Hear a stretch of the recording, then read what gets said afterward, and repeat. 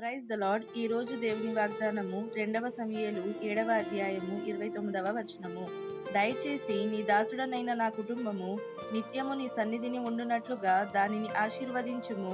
యెహోవా నా ప్రభువా, నీవు సెలవిచ్చి ఉన్నావు, నీ ఆశీర్వాదము నుండి నా కుటుంబము నిత్యము ಆಶೀರ್ವದಿಸಲ್ಪಡುನು ಗಾಕ.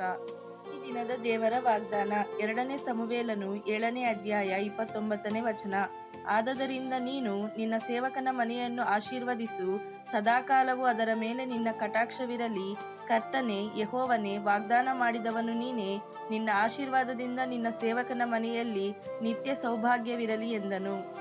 Today God's promise, 2 Samuel chapter 7 verses 29. Therefore now let it please you to bless the house of your servant, that it may continue forever before you. For you, O Lord God, have said it, and let the house of your servant be blessed with your blessing forever.